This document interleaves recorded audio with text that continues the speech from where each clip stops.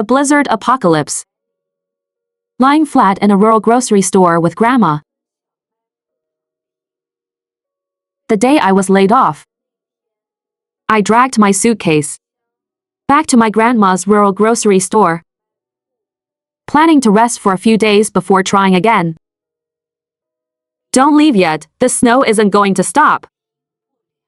I thought she was just comforting me. Until the TV started broadcasting a once-in-a-century blizzard that would last for at least 3 months. It was snowing heavily the day I got laid off. The snowflakes weren't floating. They were smashing down. Dense and hard.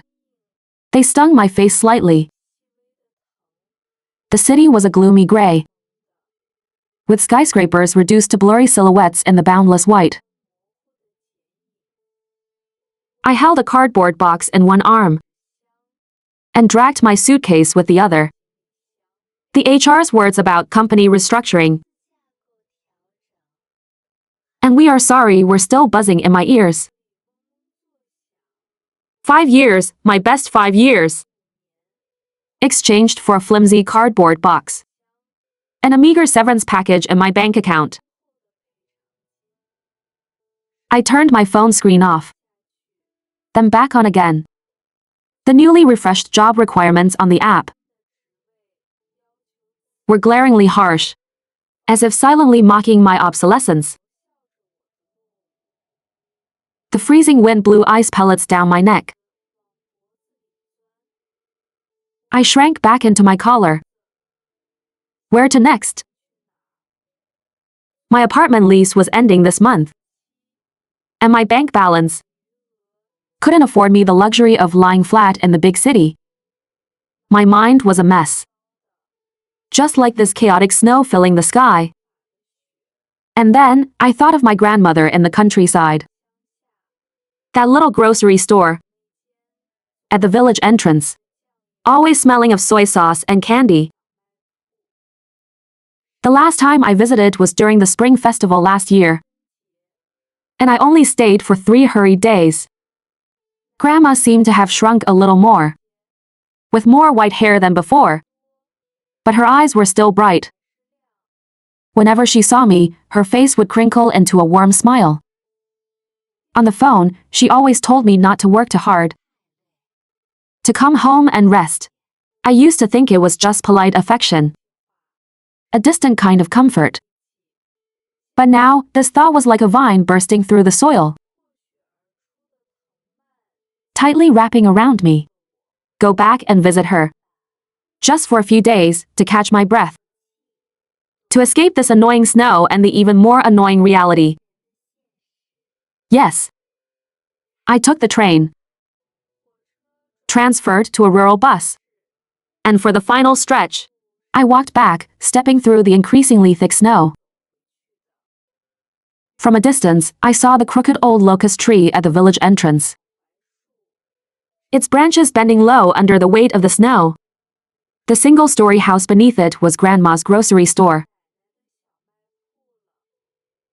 Warm yellow light seeped out from within, like a gentle piece of amber. In this leaden, snowy world, I pushed the door open. The brass bell above the door chimed, and a familiar mixed scent greeted me. Behind the counter, Grandma was wearing her reading glasses, reading a newspaper by the window light. Hearing the noise, she lifted her head, squinted in my direction, and her face immediately broke into a smile. She put down the newspaper. "Oh my good grandchild. How did you make it back in this weather? Come in quickly. The snow outside is terrible." She stood up, walked around the counter with hurried steps, and took the suitcase from my hands. She dusted the snow off my clothes. "Are you cold? Are you hungry? Have you eaten yet?" Her rapid-fire questions, spoken in her earthy, rural accent, wrapped around me like a warm blanket. My nose stung a little. I just shook my head. Grandma. My company gave me time off. I came back to see you. Time off is good, time off is good. Grandma pulled me into the back room. Her bedroom also served as a storage area, stacked with cardboard boxes and supplies, but it was neatly organized. The stove was burning, making the room nice and cozy. This snow is acting strange. When your grandpa was alive, he talked about a time like this, where it snowed day and night. She kept chatting, saying I had lost weight, saying things in the city were too expensive, telling me to wear more clothes. I hummed in agreement, but my mind was elsewhere. The stove crackled, and the snow fell silently outside. The whole world had been simplified down to this tiny space of warmth and peace. Exhaustion hit me as a delayed reaction, almost drowning me. That night, we squeezed around the small table in the back room for dinner. Simple vegetables and tofu, Grandma's homemade pickled vegetables, and a steaming bowl of egg drop soup. She kept putting food into my bowl, barely eating anything herself. She just watched me, with complex emotions in her eyes that I couldn't decipher. It looked like happiness, but also like deep worry. After dinner, I tried to help clean up, but Grandma stopped me. Go rest. Look how pale you are. She paused, and her rough, warm hand gently patted my head. The movement was light, but it made me stiffen for a second. My good child, her voice dropped low, blending with the crackling of the fire, almost sounding blurry. Don't leave yet, I froze for a moment, thinking she just didn't want me to go. An elderly person's attachment. My heart softened. But out of habit, I started planning out loud, I'll just stay for a few days. Grandma, when the snow lightens up, I still need to go back to the city to find a job. Jobs are hard to find these days. Grandma didn't move her hand. Instead, she pressed down slightly, firmly on the top of my head. Her eyes were exceptionally bright in the dim light, looking straight at me. She enunciated every word, unmistakably clear. Don't leave yet. This snow isn't going to stop. I opened my mouth, wanting to laugh and say, Grandma, you're being superstitious again. Or even the weather forecast didn't say that.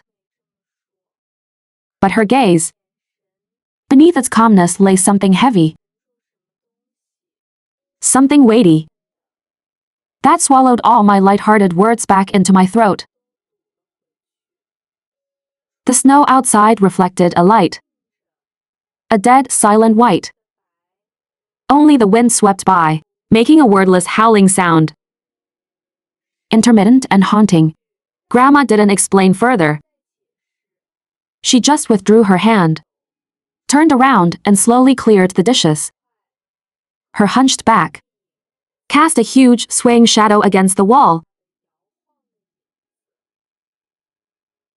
That night, I slept next to Grandma's bed,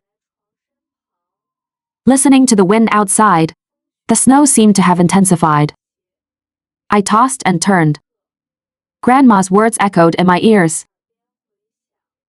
Isn't going to stop, how is that possible? No matter how heavy it snows, it has to stop eventually. It must just be the elderly overthinking. Feeling anxious. I told myself this, and finally fell into a deep sleep out of pure exhaustion. The next day, the snow really hadn't stopped. It showed absolutely no signs of weakening. The snowflakes had merged into sheets, no longer drifting, but like countless white arrows, relentlessly shooting toward the ground. The snow by the door was already past my calves. Grandma forbade me from going outside, telling me to just stay indoors. She, however, got up early to stoke the stove and pulled out an old radio from the corner of the back room, tuning it for a long time. All that came through was harsh static and broken, incomprehensible broadcasts. Her brows were tightly furrowed.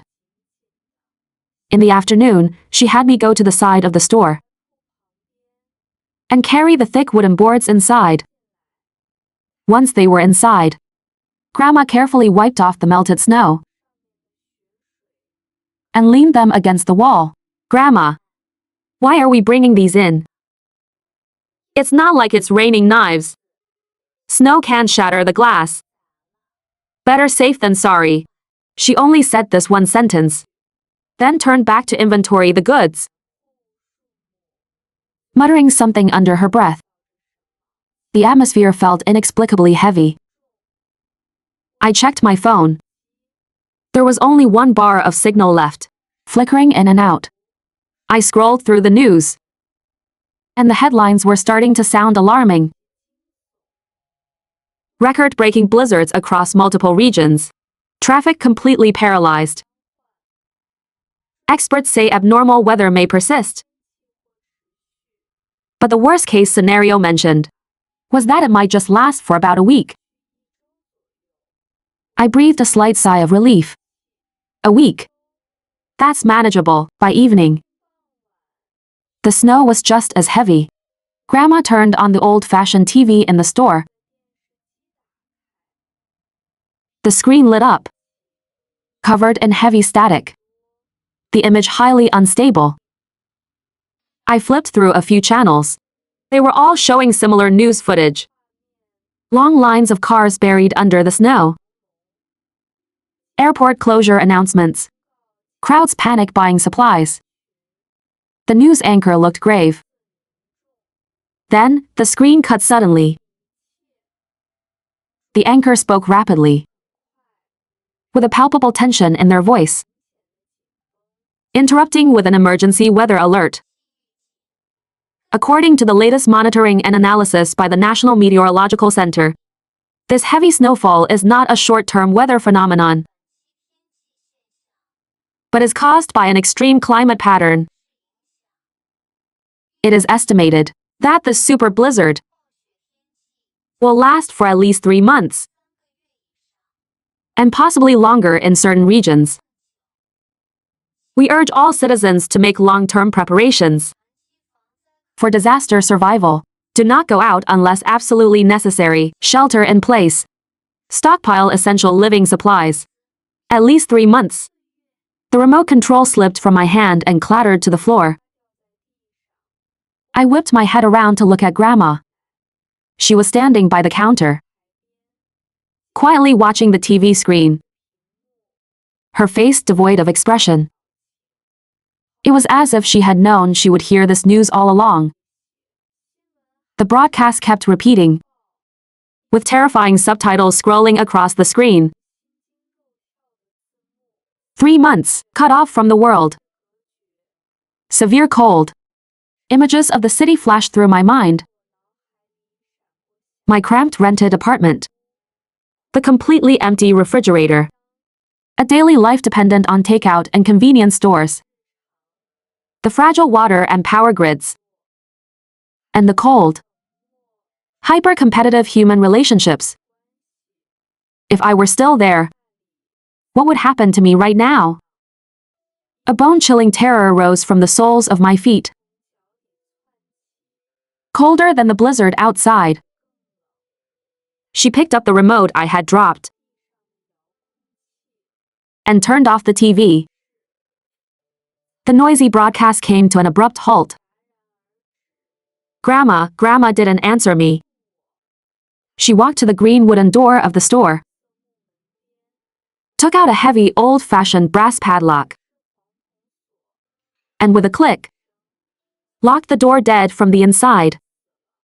Then she walked over to the windows and began moving the thick wooden boards I had brought in earlier. I snapped out of it and rushed over to help. Piece by piece, we fitted those heavy wooden boards perfectly into the pre-made grooves on the inside of the windows. When the final board was in place, it blocked out the last bit of natural light. The room went completely dark. The small battery-powered lantern on the counter cast a limited halo of light. The grocery store had become a sealed fortress. Come, Grandma picked up the lantern and walked toward the back room. I followed her. She didn't stop where the supplies were kept, but walked straight to the very back. I went over, and suddenly Grandma squatted down, gave a hard kick, and revealed a pitch-black opening in the floor. A puff of ancient dust, mixed with a dry, earthy smell, drifted up from below. A cellar. My family is from the north. And when I was little, I think I heard Grandpa mention that in the old days, almost every family had a cellar to store winter vegetables. But I had absolutely no memory of this one in Grandma's house. Grandma shone the lantern downwards. I could see a rusty but sturdy-looking iron ladder. She climbed down with agile movements. A moment later, her voice came from below. Come on down. Careful now. I carefully climbed down the ladder. The cellar was deeper and more spacious than I imagined. The light reached only so far, illuminating just one corner. But it made me gasp. Stacked neatly against the wall, like a brick wall, were metal tin cans. The stacks reached almost to the ceiling, so high I couldn't see exactly what they were. Over there, the uniform army green paint and simple markings gave off a sense of distant but solid history. Next to them were dozens of massive transparent plastic jugs filled with clear water. There were also piles of woven sacks, faintly revealing the outlines of rice and flour. On the other side were boxes of candles, matches, batteries, simple tools, and even a few shovels and hoes. The deepest corner was covered with a tarpaulin. I couldn't tell what was underneath. Grandma held up the light, letting the beam sweep across these reserves. Her profile in the dim yellow glow looked extraordinarily peaceful, even somewhat distant. Your grandpa was a soldier when he was young. Later, he lived through the famine years. She began, her voice echoing slightly hollowly in the cellar. He always said you can never predict the heavens, and people must leave a way out for themselves. These things, starting over a decade ago, he brought them back bit by bit. He asked old comrades to get the canned goods. They said it was military grade, that it could last a long time. The water jugs, the grain, and all those odds and ends. He checked them every year, replacing what went bad, adding new stock. After he passed away, I just kept it up. She walked over and touched those freezing metal cans, as if touching a piece of the past. In the early years, I thought he was worrying for nothing. Times were peaceful. Why hoard all this stuff? It just takes up space, but somehow I still did as he said.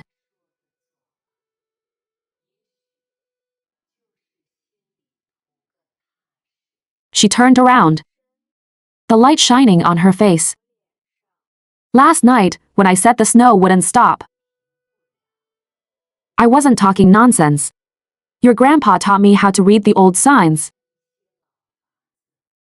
The clouds, the wind, the movements of the animals. This time is different. My heart felt panicked. I just knew the disaster your grandpa was waiting for, that someday, had finally arrived. I stood frozen in place. Everything before me was beyond my comprehension. A hoarder? A survivalist? No. None of that. This was an old man long departed, who, based on a lifetime of weathering storms and gathering wisdom, had silently built a final line of defense for us against an unknowable future. And I, an unemployed worker easily tossed aside by the tides of the city, had been completely ignorant. Yet, right at the moment this someday arrived, I had stumbled my way back into this fortress. Was it luck? Or some invisible, predestined guidance? Grandma, 1,000 words blocked my throat. But I couldn't say a thing. Grandma walked over and held my hand. Her hands were very cold, yet remarkably strong. Don't be afraid, my child. Grandma is here, with the things your grandpa left behind. We'll just stay right here, safe and sound, and wait for the snow to stop. We began to take inventory. The cans were mostly meats and vegetables. The production dates on the labels were mostly 10 years ago. Your grandpa made sure of the shelf life of these cans. It's extremely long. The rice and flour were perfectly sealed. If we ration them, they should support us for a long time. However, fuel was an issue. We mainly relied on the previously stockpiled coal and firewood, so we had to calculate carefully. Besides that, there were plenty of dried goods, like dried shiitake mushrooms, wood ear fungus, and glass noodles. A few large jars of lard and salt. Some common medicines, mostly for colds, diarrhea, and infections, as well as gauze and iodine. Most importantly, in the corner, covered by the tarpaulin, was a machine. An old-fashioned diesel generator. Next to it were 2 barrels of diesel. Your grandpa tested it after buying it. It works fine, but he instructed not to use it unless absolutely necessary. There's only so much diesel. Once it's gone, it's gone. After the inventory, I felt slightly more at ease. At least in the short term, we wouldn't starve or die of thirst. We brought up some of the most urgently needed supplies, and Grandma began to plan our daily routine. The stove had to burn, but we kept the fire as low as possible, just enough to keep the room from freezing. For drinking, we started with the bottled water.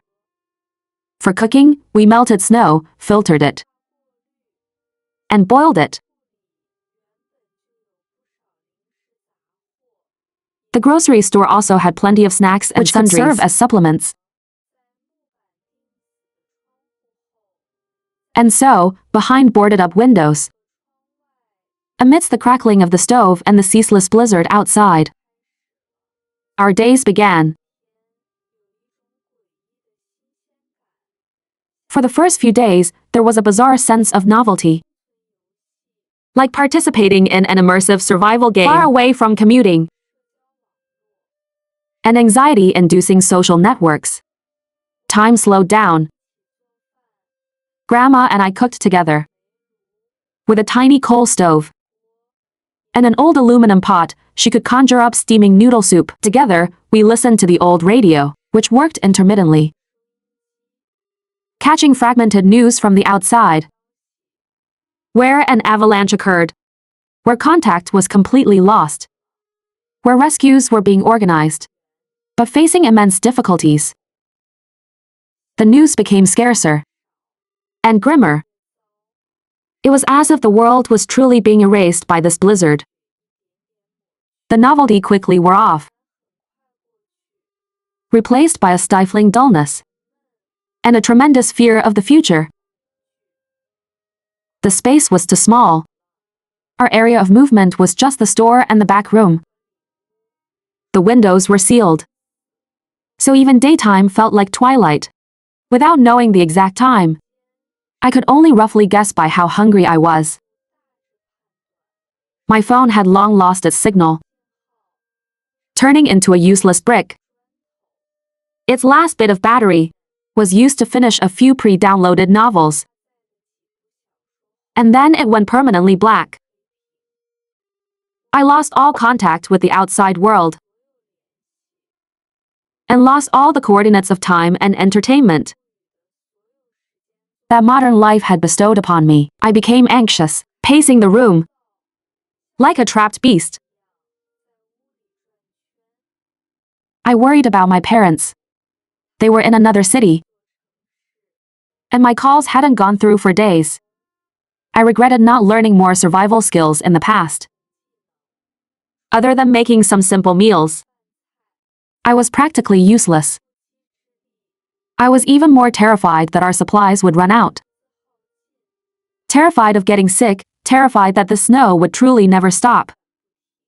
Grandma, however, was unusually calm. She seemed to have completely adapted to this rhythm. Every day, she got up early, softly humming an old song I couldn't recognize, and tidied the room. She didn't speak much, but whenever I was at my most anxious, she would hand me a cup of warm water, or point toward the window and say, "Listen. The wind is dying down a bit." In truth, the wind was still howling, but miraculously, my heart would slowly begin to settle. She started teaching me things. How to use the least amount of firewood to keep the stove burning longer. How to melt snow. Let the sediment settle, boil it, and utilize it to the maximum. How to inspect the condition of the food in the cans. She even taught me how to mend clothes, using the sturdiest stitches. People, my dear, must sing whatever song fits the mountain they're on. She spoke as her needle flew, mending a tear in my down jacket. Your grandpa said, "Panicking is useless. You must calm down and do what needs to be done right in front of you." One afternoon, the radio suddenly broadcasted a clear message.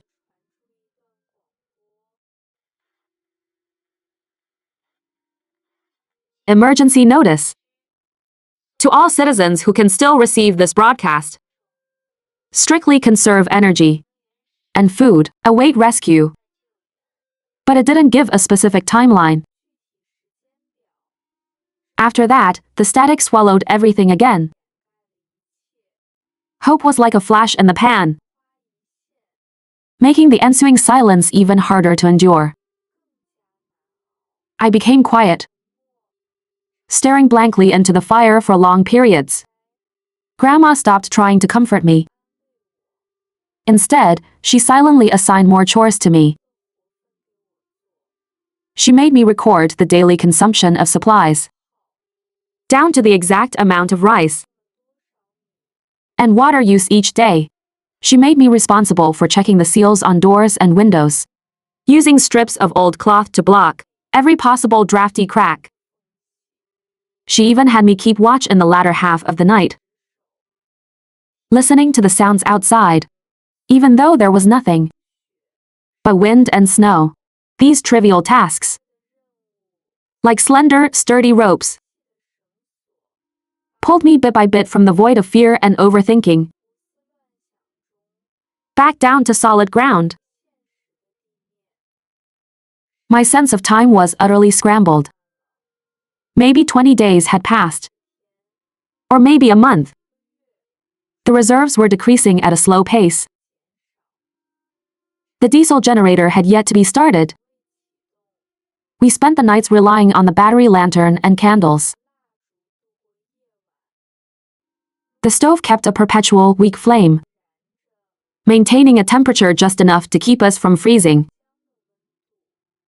Our body's demand for food seemed to decrease automatically. 2 simple meals a day left us feeling satisfied. Grandma and I spoke even less. But a certain tacit understanding grew between us. A single look, a single gesture, was enough to know what the other needed. We shared hot water, shared snacks, shared our imagination of a clear, sunny day, even though neither of us knew if sunny days would ever return. I started noticing changes in Grandma.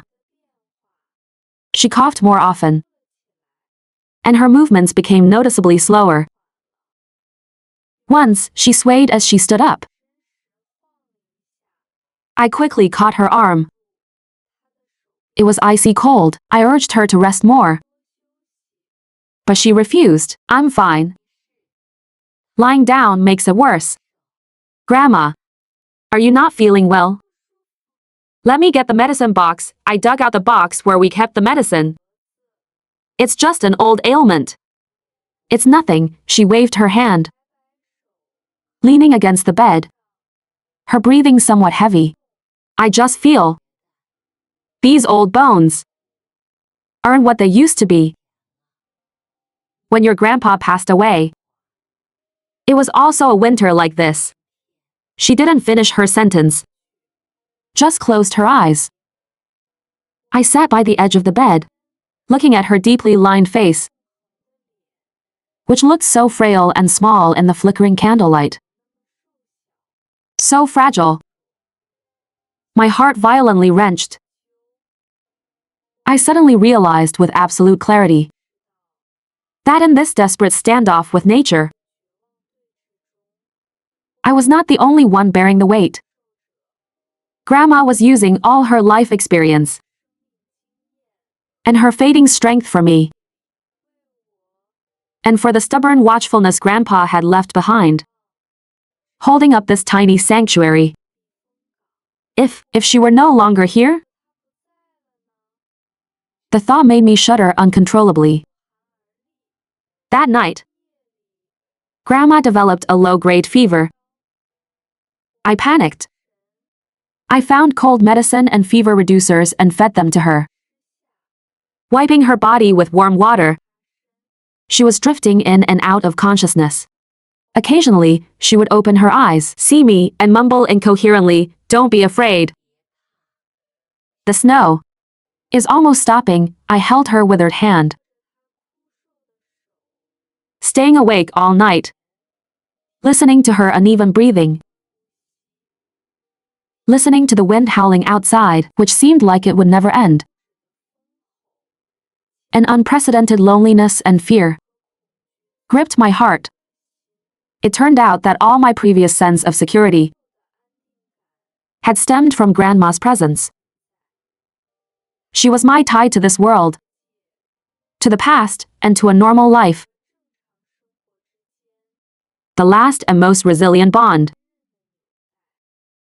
By dawn, Grandma's fever had gone down a bit, and her spirit seemed slightly better.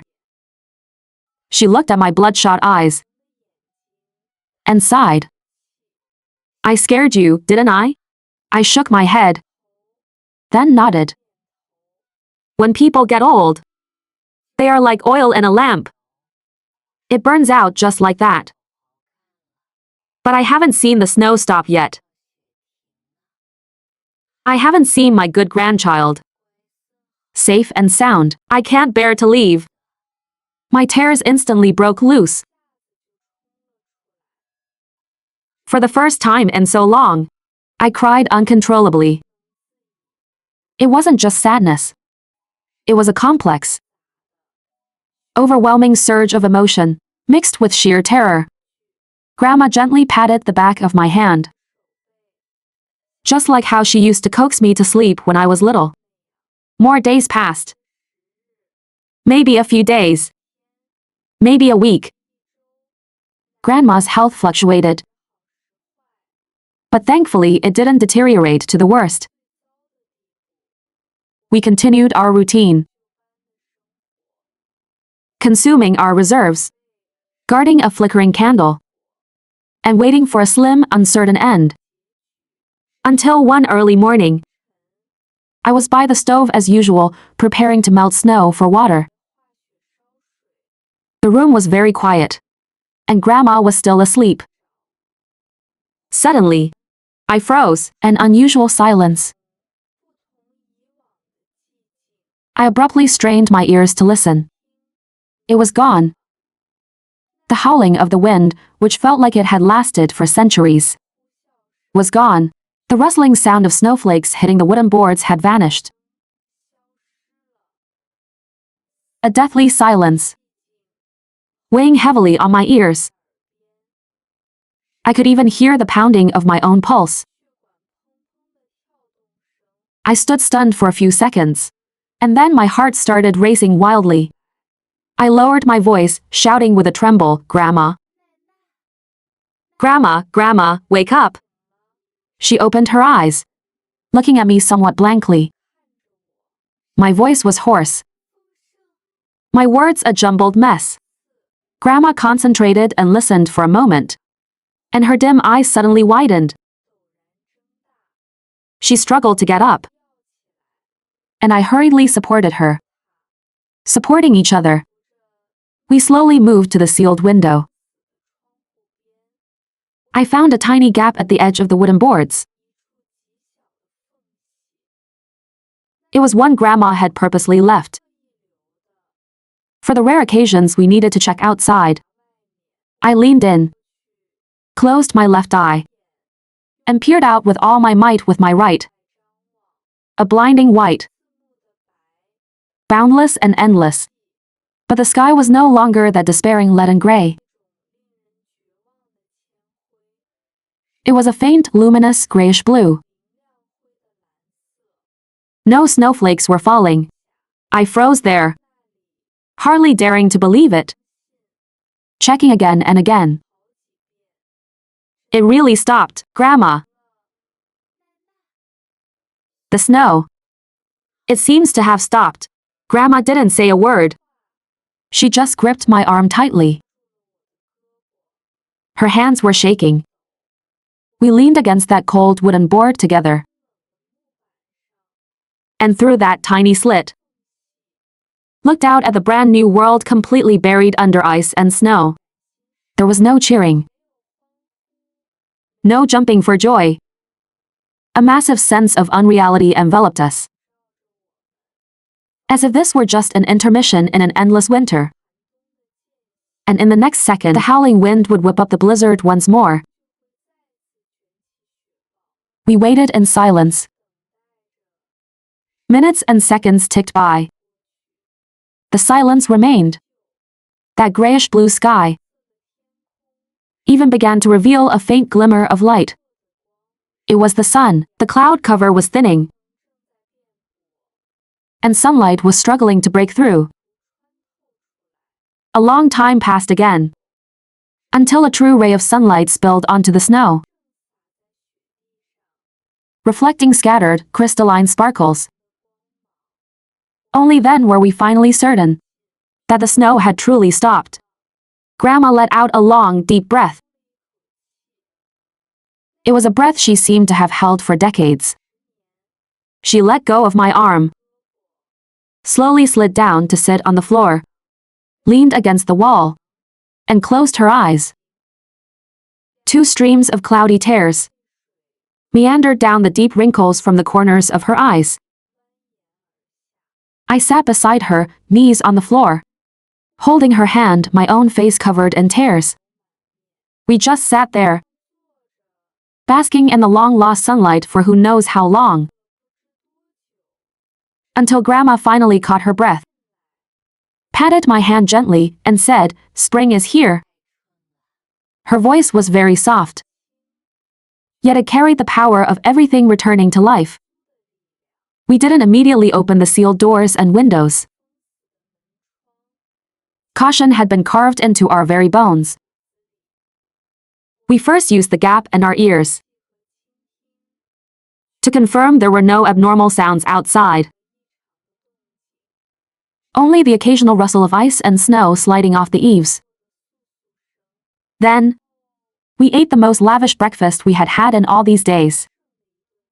After recovering some strength, Grandma and I worked together, taking down the wooden boards block by block. With every board removed, more sunlight flooded in. Dust danced in the shafts of light. When the final board was taken down, the long-absent daylight completely illuminated the entire grocery store. Both of us instinctively squinted our eyes. Pushing open the green wooden door, the hinges let out a stiff creak. Crisp, freezing air rushed in, carrying the unique clean scent that follows snow. We stood on the steps. The world was a sheet of pure white, so clean it hurt to look. The snow had piled up to our thighs. The sky was a washed-out pale blue. The sun hung low, its rays gentle, gilding the snowfields with a faint golden edge. Absolute silence, not even the sound of a bird. It was as if the world had just been born, and all things were in deep slumber. A few months later, the phone signals stabilized, and the internet was restored. Former colleagues and friends occasionally sent messages, asking how I was doing, sighing about the unpredictability of life, and complaining about new work pressures. I just smiled as I read them, giving simple replies. Sometimes, I would stand at the door of the grocery store, looking at the road leading far away. I knew I would probably never walk down it again. To return to that once familiar, rushed, and restless world. It's not an escape, but a choice. Grandpa, with his foresight, built a fortress beneath the earth. Grandma, with her calmness, guarded the ark amidst the blizzard. What they taught me wasn't how to run faster in prosperous times, but when the world flips upside down, how to be like a plant, sending roots deeply and quietly into the soil, waiting for the next spring. The snow has stopped, spring is here, and Grandma and I, on this newly revitalized land, in a different way, are continuing our lying flat. It's not passive slacking, but rather being at peace with the land, the seasons, and the rhythm of life itself, in calm harmony.